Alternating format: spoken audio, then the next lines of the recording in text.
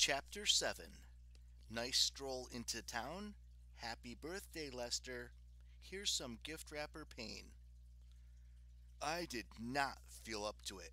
My gut hurt terribly. My legs could barely support my weight.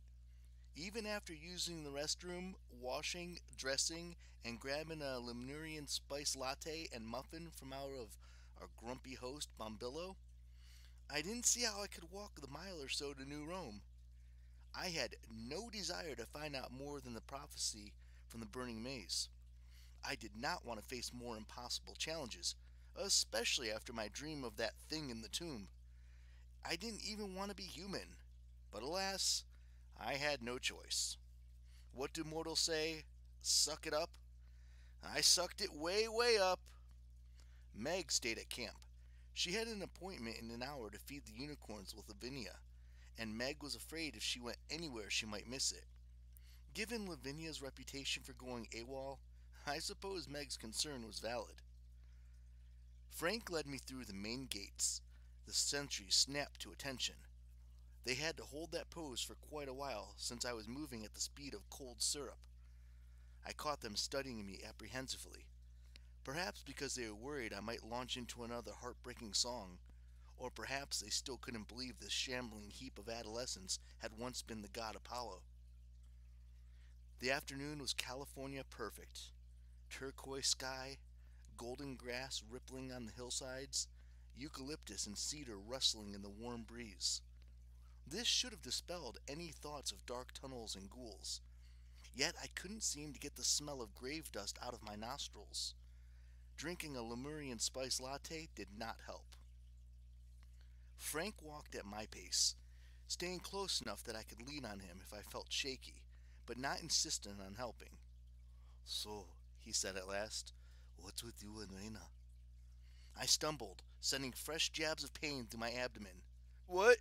Nothing. What?" Frank blushed. A raven feather fell off of his coat.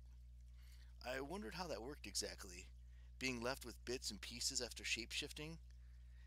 Did he ever discard a spare feather and realize later, whoops, that was my pinky finger? I'd heard rumors that Frank could even turn into a swarm of bees. Even I, a former god who used to transform himself in all the time, had no idea how he managed that. "Well, it's just that when you saw Reina," he said, "you froze like, I don't know, you realized you owed her money or something." I had to restrain a bitter laugh. If only my problem was regarding Reina was as simple as that. The incident had come back to me with glass shard clarity. Venus scolding me, warning me, upbraiding me as only she could. "You will not stick your ugly, unworthy, godly face anywhere near her, or I swear on the sticks." And of course she'd done this in the throne room, in the presence of all the other Olympians, as they howled with cruel amusement and shouted, "Ooh!" Even my father joined in.